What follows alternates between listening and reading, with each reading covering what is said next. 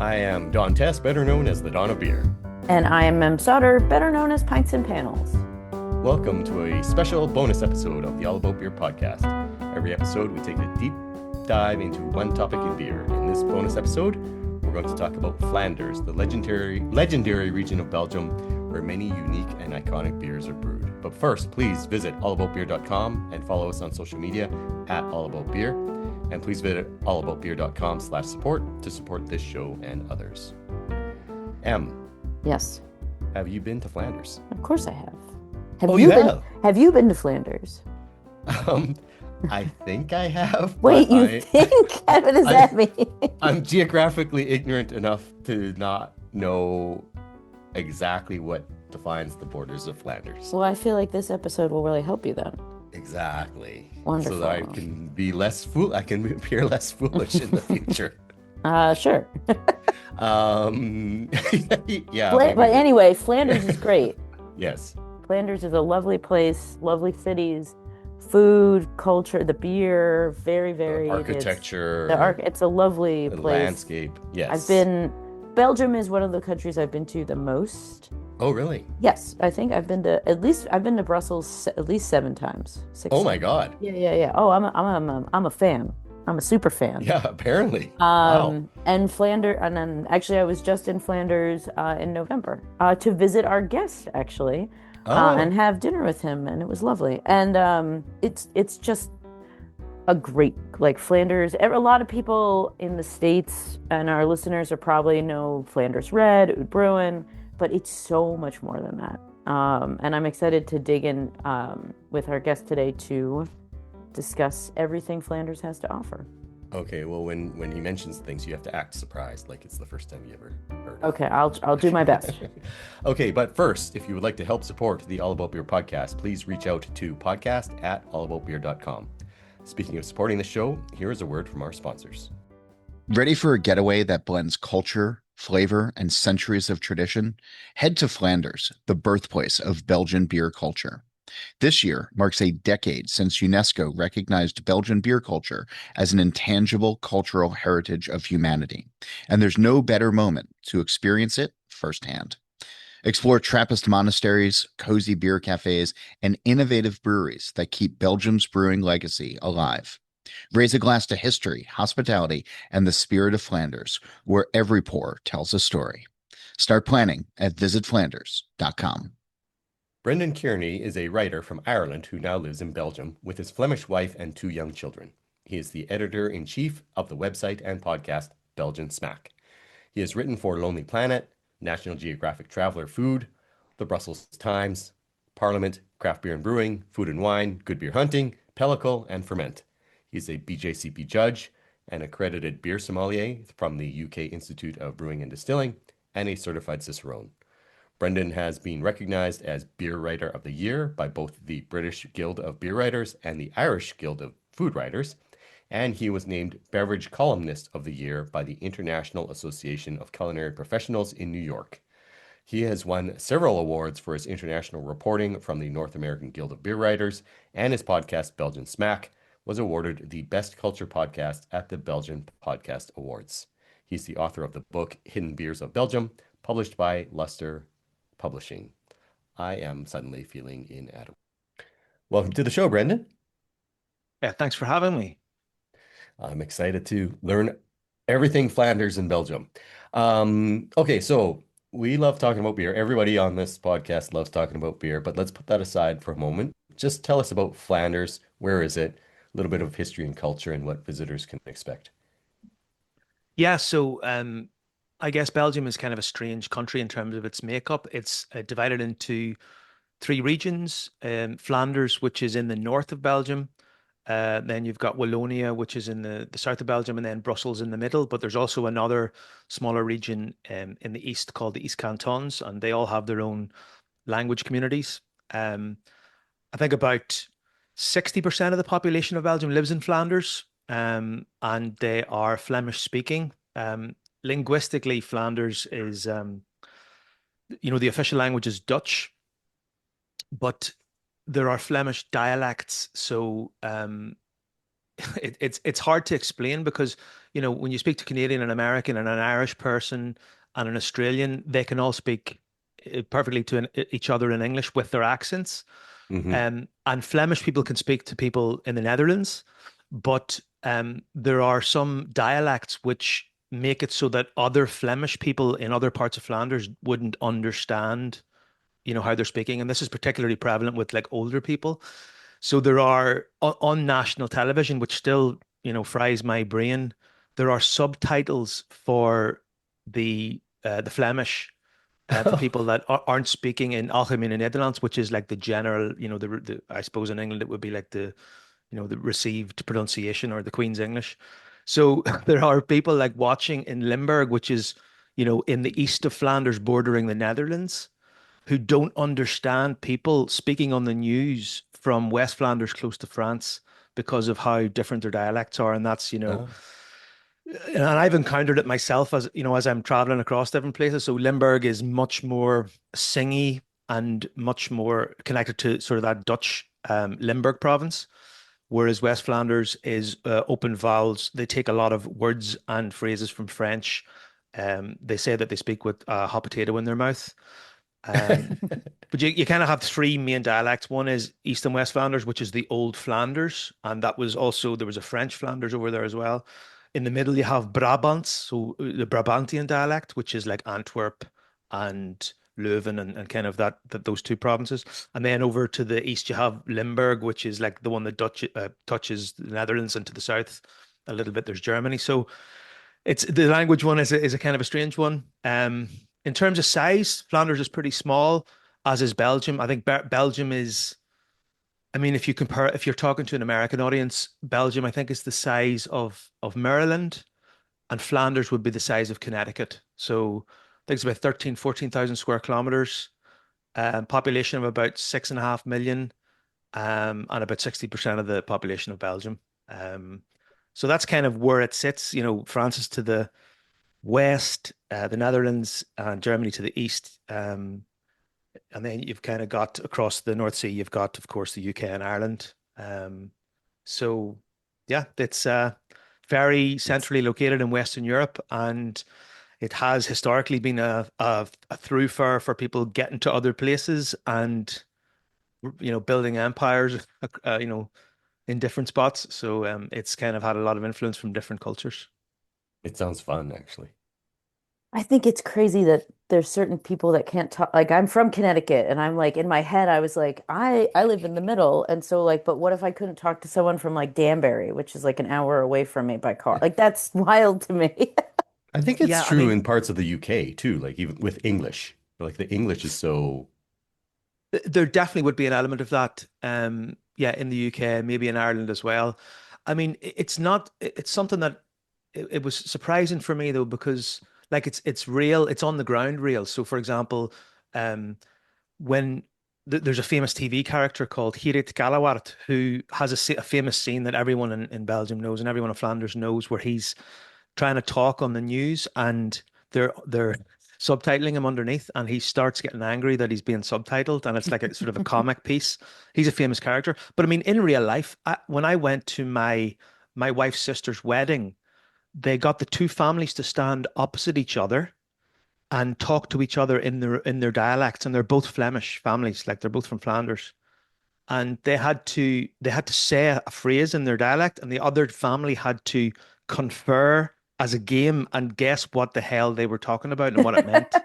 And I was like, but you're that's both, I fun. was like, you're both talking the same language, right? And they were like, no, no, but that they're Limburgs and we're West Flemish. And I'm like, I have no idea what's going on here. That was within the first year when I arrived, and I was like, what is this place? Does the beer in Flanders kind of follow? Are there different beer styles in, let's say, like the western part of the like Flanders versus the eastern part of Flanders? Is the language and the beer kind of mimic each other? Yeah, so Belgium is extremely regionalized. So obviously now you get different styles of beer because of globalization and because of like just distribution networks all over Belgium, but they still are very regionally focused in terms of like their indigenous homeland. Um, And when you mention there about like west of Flanders and east of Flanders, the confusing thing is that the province Oost-Vlaanderen, which means East Flanders, is in the western part of Flanders, western part of Belgium. So Okay. Wait, you have west why? because that used to be Flanders, and then it's joined Ah, to Brabantia, which is the middle part, Antwerp, Leuven, and then the eastern part, Limburg. So East Flanders as a province is in the western part of Belgium, Flanders. Um, but for example, if you look at the styles, they're still, the most famous one in terms of like the name is Flemish Red Ale or Oud Bruin, which is more commonly known here on the ground. And I know there has been this distinction between like stainless steel Oud Bruin Oudenaarde and wood, French oak, Foeders sort of Brusselaar. In on the ground, all the breweries are making it in a different way, and it's generally referred to as Oud Bruin. But that's very much Southwest Flanders, stretching from, Roeselare, Kortrijk, that kind of Southwest industrial belt, which used to be big for flax and very close to France. Then, of course, you've got wit beer. So that's very much still associated with the Hagelands around Leuven. You've got, the most famous is like the story of Perselis in the 60s, Hoogharden, which is still over there. Then you've got Lambic and Huze, which is very much like a Flemish beer because I think of the, let's see, of the, whatever, 12 or so members of Horal, you have only maybe one or two that are French speaking, and the rest are, Flemish. And that Pajottenland region is in the southwest of Brussels, is all in Flanders, in Flemish Brabant. Um, then you've got like, I guess, strong golden ales, which came from, which was kind of most associated with Duvel, which is in Hoors near Antwerp. Um, that's an iconic beer in itself, taking classic ales, making them stronger in alcohol, making them thinner in body, making them lighter in color, hopping in a slightly more aggressive way than other ales would have been, at the time it was constructed. Then of course, you've got the Trappists, and at the minute in Belgium, there are three in Wallonia and two in Flanders. So you have West Vleteren in the Westhoek, and you have Westmalle in near Antwerp. Um, Famous, of course, for the Golden Triple. There was a third, of course, Akel, which is now no longer International Trappist Association beer. Another beer style that's kind of, I guess, Flemish in nature and regionally focused is the Special Belge, which ironically kind of came about from an international competition in Liège in Wallonia to kind of generate a new sort of proud Belgian ale, but is probably more now associated with Antwerp than anywhere else because of the Koning and the Bolleke, which is like a Belgian pale ale. Other famous ones, of course, are Palm from Steenhuffel. De Rijk has a pretty famous one. Contreras, other breweries in Flanders.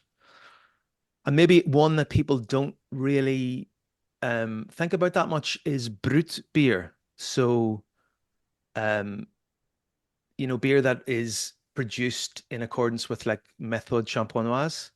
And there are lots of examples of that. So you've got like two alone in one town in Buggenhout in East Flanders, which is Malheur, and Deus. Now it's Bostales, now it's InBev, but it was like a 9 generation family brewery that kind of developed it. But you also have like Brut Natuur from Van der Hinste in Kortrijk. You have Brut de Vlier from a Brouwery de Vlier in Holsbeek. So that's kind of a beer style that's, also quite associated with Flanders. And I guess the history of war in the Westhoek, so around Poperinge and especially Ypres, where there would have been huge influxes of British soldiers. You had a lot of people coming in with their English ales and with their drinking traditions, and that influenced how beers were developed, as well as the fact that the Kent hop growing region in the southeast of England and the hop growing region in the northwest of Belgium is quite closely geographically linked in terms of the farmers working together and the cooperatives working together. So you had some almost English-like ales, developing in that part of Belgium, which then spread out to other parts.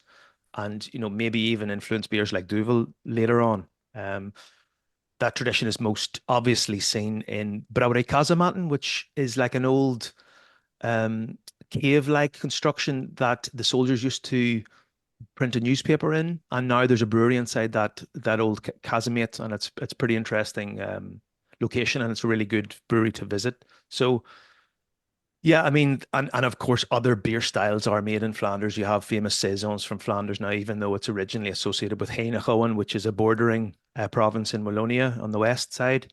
Um, but like, such diversity in such a small region of beer styles that they have great expertise in, and which are all like very interesting in their own right.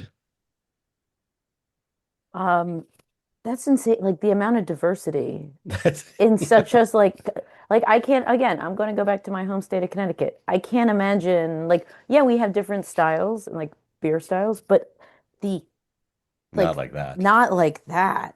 Like and for like things that have been made there and things that are like created. Um Yeah, I didn't mention IPAs.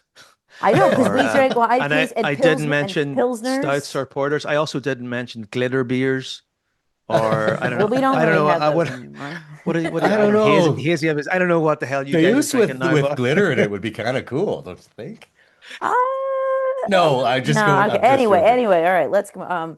Very quickly, I want to ask most of like for the Cicerones in the room, um, everyone like beer geeks usually associate Flanders with two styles, Oud Bruin and Flanders Red. Is this accurate? And is there, we learn, yeah, you like Flanders Red, Rodenbach, Wood Age, Oud Bruin, dark, more coffee, less sour, steel age. Are these like is that are we doing it a disservice to kind of pigeonhole these styles in Flanders, or were we missing something, or is it like accurate? Like these are these two styles, these are important to the Flanders culture. I don't want to like sort of tread heavily on the work that others have done in this regard in America. And Hmm. those guidelines and all are extremely useful. And I think there's, people are certainly well intentioned and some very smart people. All I can speak to is my experience of talking to almost every producer of Old Brown and Red Brown in Southwest Flanders and some other producers of across Flanders. Um, and that is to say that the the kind of the boxing in is way too um it's way too restrictive. It doesn't actually speak to what's happening on the ground, in that these producers don't think like that at all. Flavor profiles, methods of production, they're just trying to make it the way that they think it will turn out, the way that they want it to. And they're all making wildly different beers in wildly Mm. different ways, sometimes if you have a beer that's made in Oudenaarde with a slightly different malt profile or a different like lactobacillus strain that's then aged in stainless steel, it's then put in wood to finish. Like, what is that? Or, you have different ways of blending sort of blonde mixed fermentation beers with younger brown beers that are coming from from different types of vessels, and it's like it's so hard to pinpoint exactly what the process is across the way, the way they do it. Um, and I mean, I was recently up a few weeks ago at a new brewery in Oudenaarde, the Rolling Hills, which is making Oud Brown and which has done a lot of research and investigation into it. And they are, they also say the same thing. Like it's just how the producer makes it. What they're doing is some stainless steel fermentation, a lot of wood, and they're looking for that soft lack acidity. They're looking for that sort of that caramel molasses flavor without too much sweetness. And I just think it's a little bit too much boxing in things to define them so distinctly. Mm. Mm. Okay, Fair. so you talked about like the a billion different beer styles, famous beers and everything. Overall, I understand Belgium or Belgian beer has UNESCO recognition. Why do you think that's important? And then, like, given how broad and diverse all the beers are, how do you how does that get boxed into one UNESCO definition? Yeah, the UNESCO thing is really interesting. So 2026 is the 10-year anniversary of the kind of awarding of the UNESCO recognition.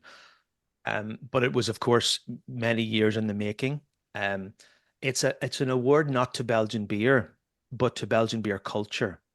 So I see. I mean, what you have to know about the Belgians is because of their history and their many languages and the kind of the very bureaucratic nature of how the country operates is they're extremely shrewd political operators. People think they know exactly what they're doing when they're compromising, and they know that their understated way of persuading people gets results, right? So they have been very shrewd in getting that recognition.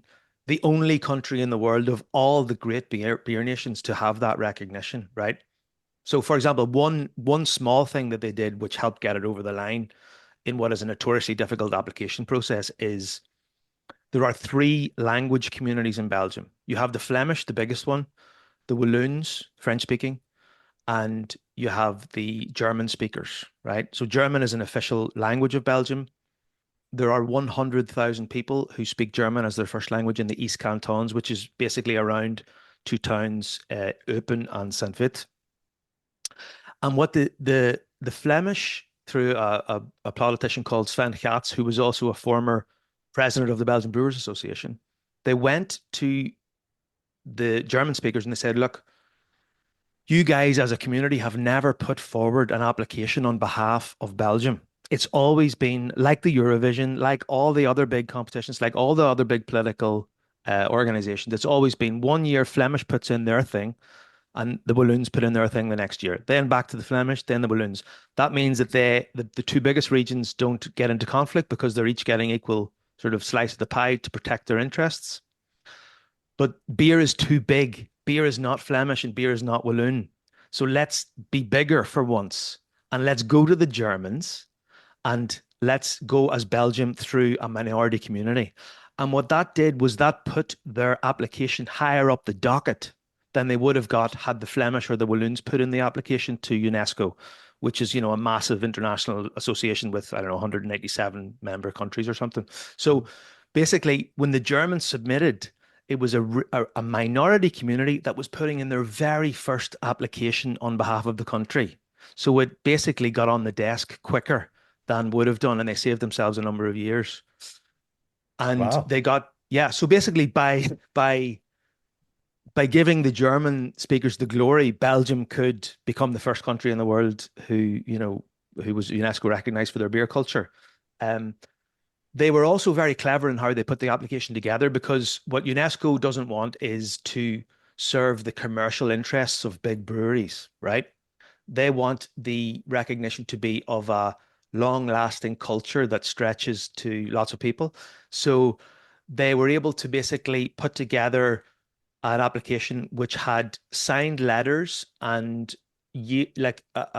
months of meetings from all the different organizations that are involved in beer, right from education to like hospitality to all the brewery groups, all the consumer groups, all the training programs, cafes, all the restaurants. So basically, they had all this like massive national support behind the application that made it very much about the community and the culture rather than about the product. Mm. And, so there was a lot of things. And, the guy who led the application was one of the German bureaucrats. His name is Norbert Hökemes.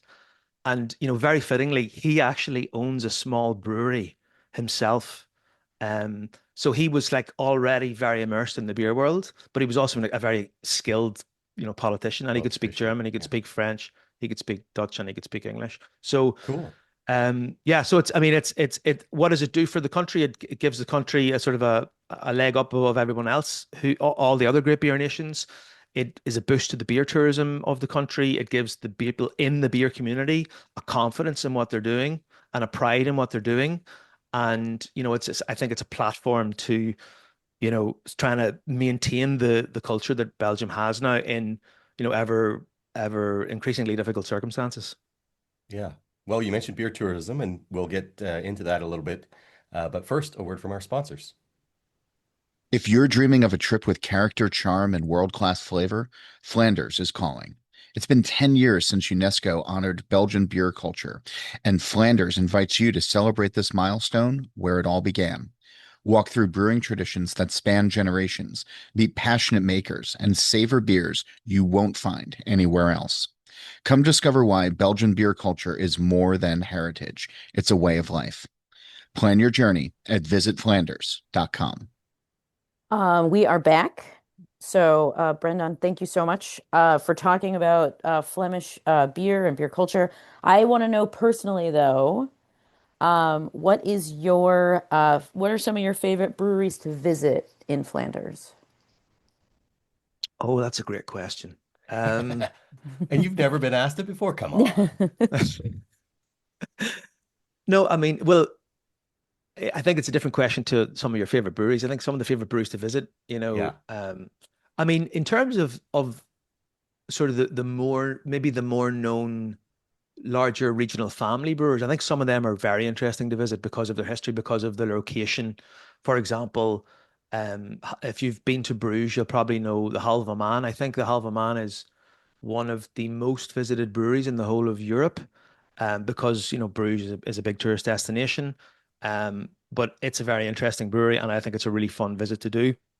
Um, I personally love going into the Pajottenland, so visiting some of the Lambic breweries. I think that's also really interesting. Um, the ones that are best set up to receive visitors and showcase beers and the history of Lambic would be people like Lindemans, Brouwerij Boon, and then Driefonteinen have their Lambic Udrome, which is a wonderful facility as well. Um, I always like, I think there was a period when I was learning about beer that I was very attracted to all the very small independent breweries, and I kind of shunned the larger, more visited breweries. But I think those have incredible value for people coming from outside Belgium. So, if you are in Roeselare, you have to visit Rodenbach. It's definitely worth the visit. Just the view of the 300 massive fooders or whatever they have there. Mm. Um, and also trying to sort of take a trip up to one of the Trappist breweries is also something very unique. West Vleteren, even though there's not much there, just the kind of the understated nature of it is fun, and you can go to the cafe. Um, and then I guess, yeah, I think if you have a lot of beer enthusiasts that listen, they'll definitely be interested in some of the smaller independent breweries. Um, one that springs to mind is a small taproom brewery in Leuven, in a region of Leuven called Kasselo, which is just outside the city centre, called De Coureur, which is a cycling themed cafe. So, you go in and you sit on a bike saddle at the bar. There's little stools with the bike saddles, and there's Because all that's the deck. most comfortable seat that Yeah. exists. That's the most. Well, it depends what you're drinking. And then Sorry they to have the, interrupt. Keep going. they have the handlebars are shaped on the walls like, sort of stag antlers. And there's all these old, like, French and Belgian cycling magazines from the 60s on the wall and stuff. It's and the people who run it are lovely, and the beers are really, really good.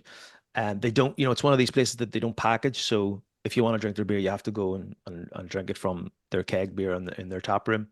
Um, Boerenerf is another good one in Huizinge. It's a blendery, not a brewery. So it's sort of one of the better up and coming blenderies who are making really beautiful goose and fruit gooses. Then you've got sort of more iconic ones. People will know the Dolle probably over in Asen, near Dixmude. Um, and Yeah, the Rolling Hills Brewery I mentioned, I was recently in Oudenaarde. Stroom in Ghent is also like a kind of an edgy tap room with some internationally influenced beers. Mm. It's run by a Belgian guy and an American guy. Um, yeah, so I mean There's a the lot, list goes on, but which is kind of the point, right? yeah, yeah. Um, cool. Can you tell us a bit about what Flemish food is like? And then do you have any personal favorite, maybe one personal favorite food and beer pairing that people should try when they're visiting? Yeah, the I think the big sort of famous food culture is waffles, chocolate, and fries, right? Um, and those certainly are, very prevalent and very delicious. In terms of meals, you've probably heard of Flemish stew, stoofvlees, carbonade flamand. That's very common, very delicious. It's like with this a beef braised in like a beer sauce. It's quite a rich. It's very, umami, gravy like. Usually made with like a dark strong ale. So that would be a good one to pair up as well with a beer. Um, then of course you have mule frites. So that's, you can find some really great places in Brussels that do mussels and fries, and that goes well with anything from old brown to sort of a more citrus, lighter wheat beer. Um, Also other seafood like the North Sea grey shrimp is famous up around Ostende. And probably one other thing worth mentioning is like the cheeses. So there's like lots Mm. of aged cheeses and um, a lot of kind of cheeses which are produced with, beer washed rind and that type of thing. So um, most commonly probably associated with like Abbey ales, but you can find them, in a wide range. So if you like cheese, yeah, get stuck in. Who doesn't like cheese? Come I on. love cheese. I wanted to ask about the thing that's Belgium is very famous for, which is their glassware. Every Belgian beer, it feels like, has their own dedicated glass. Quickly, like, what's the history of that, and why is it important? Is it merely marketing, or does it actually, or the glassware, made to, help the beer? I think there's definitely a consideration about presenting the beer flavor in the best possible way. So in terms of like how you're, making sure that an ester forward beer is, presents itself in the best way possible. Um, I would say though that the history of it and the kind of the practical reasoning now is very much marketing. Mhm. You're expected when you have a brand of beer to distinguish it with its own glassware. I think the history of it is essentially tied to when the distribution network and all the cafe systems were sort of owned by breweries initially in the late 19th sort of century, early 20th century, and industrial glass making became a little bit more cheaper and a little bit easier. Um, Breweries then owned cafes, and they would use their branded glassware as like a marketing tool or like a stamp that this is our cafe, this is our beer, and it kind of developed from there. So, every brewery had their glassware, and then not only that, but for every brand inside the brewery, it had its own glassware. Um, so, then you had the development of people trying to outdo each other and trying to see which glass would have fit that style well. So, you had the beautiful ribbed pills glasses and, the tulip glasses with sort of the tapered top that, Mm. are supposed to make sure the esters are maintained. And then you have the goblet glasses for the more kind of chalice-like religious iconography for the Abbey beers.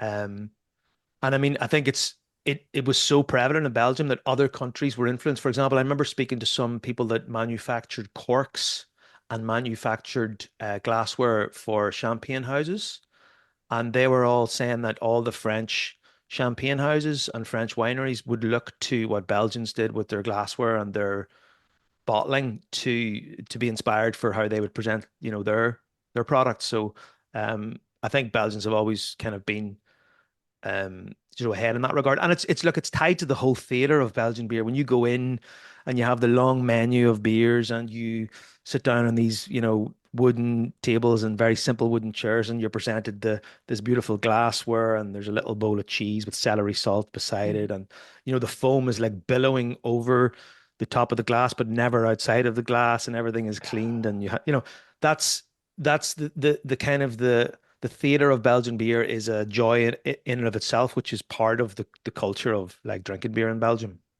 Yeah. Do you I have love a the favorite? description there. But I gotta know, do you have a favorite glass? Oh, it changes all the time. It's um, like It's like sometimes I go favorite through, beer. Like it, yeah. yeah, exactly. Sometimes I go through a period where it's like I'm just like trying to taste different lagers, and then you get all these really old school, beautiful Pilsner glasses, and they're really simple and they have the wee rib bit at the bottom, and they might have a gold trim on the top. And you're just like, wow, this is this is so enjoyable to drink out of. And then you go to other like sort of regional family brewers, and they have like this massive um like stemmed tulip, and on the stem there's like, diamonds encrusted and stuff, and you're just like, Oh wow, my God. this is, Wow. it's like, so I wouldn't say that I don't have a favorite one, but I like to jump around. Mm. My favorite glass is the shaker pint. Um, Something to be said for for a shaker people, pint. for people, Future uh, episode, so you know. Anyway, back to for, Flanders. yeah, for people visiting Flanders for the first time, any quick um, tourist tips like tipping etiquette or a greeting people should at least be able to say? Oh, there is no tipping etiquette. Okay. Um, I think that may be different to the States. It's just Belgians are fairly reserved but very polite. So it's goeiedag, how good day, and dankjewel, more polite version, bedankt. Um, and yeah, I mean, I don't know how it is in most bars in America, but like in Belgium, it's when you go into a bar, you get your seat, you're presented with a menu, you don't go up to the bar to order. Okay. And it'll be brought down to you. And then at the end, when you're finished your session of drinking these 4 or 5 12% beers, you'll be delivered a small receipt or a small bill. So yeah, but it's reserved and polite, and yeah, in terms of like the culture or things people need to know. Yeah, perfect. That's exactly what I wanted to know. This was great, Brendan. Before we let you go, can you share social media handles so people can see what you're drinking? Yeah, so I'm at Belgian Smack. So that's belgiansmack.com, and then you'll find it on like all the socials, just at Belgian Smack, Belgian, and Smack, Smaak. Awesome. Great. I can't wait to cheers with you someday in person. For sure. Yeah, that'd be great. Awesome. So, Thank Em, you. Cheers. Yes. Thanks. Thanks. How, I mean, I know you've already gone many times, but now how excited are you to go I'm again? I get obviously I want to go back. If I've been 6 or 7 times, it means that I want to go back. And it's the thing is the places that Brendan mentioned are like I'm like, where is that? What is that? I want to go to that. And there's a lot of like thing about Belgium is that yeah, it's the size of Maryland, which is not very big, but yet the like diverse beer, like every town is a new surprise. Yeah. Every place that you visit, every time I go to Belgium, I have a new beer I've never heard of before that like blows me away. And I think It's that that's fantastic. it sounds like a very welcoming place too, because I'm thinking like if there's only like 100,000 German speaking citizens, and yet German is a recognized official language, like they accommodate. They're very accommodating people, is what it It's sounds like to yeah, me. the Belgium is the friendliness, the openness, yeah, the like the cafe culture, the like come sit, drink with us, the rustic like I've been drinking at, rural pubs and and they're definitely like, what are you doing here, American? But then they're always like, come and sit, What? here's a Yeah. beer. Yeah. I would have thought as Um soon as you walk in, they're like, "Hey, that's pints and panels." not No? in Belgium No, okay. yet. You got to keep visiting. I try. I try my best. Speaking of visiting, listeners, please visit allaboutbeer.com and follow us on social media at allaboutbeer. And please visit allaboutbeer.com/support to support this show and others. And if you have questions for the experts, please email podcast@allaboutbeer.com. That's also the email for feedback, suggestions, or to inquire about supporting this show through advertising. M, how can people reach out to you? I am at Pints and Panels on Instagram, Facebook, and Blue Sky, and my website is www.pintsandpanels.com. What about you, Don? I am at the Dawn of Beer on X Threads, Blue Sky, and Instagram. On Facebook, I'm at the Beer Dawn, and people can email me if they want to teach me geography. I am Dawn at thedawnofbeer.com. Here's a final word from our sponsors. Searching for a destination with deep roots and unforgettable tastes?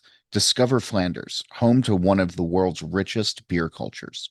This year marks the 10th anniversary of UNESCO's recognition of Belgian beer culture, a perfect reason to explore the breweries, cafes, and traditions that shaped it.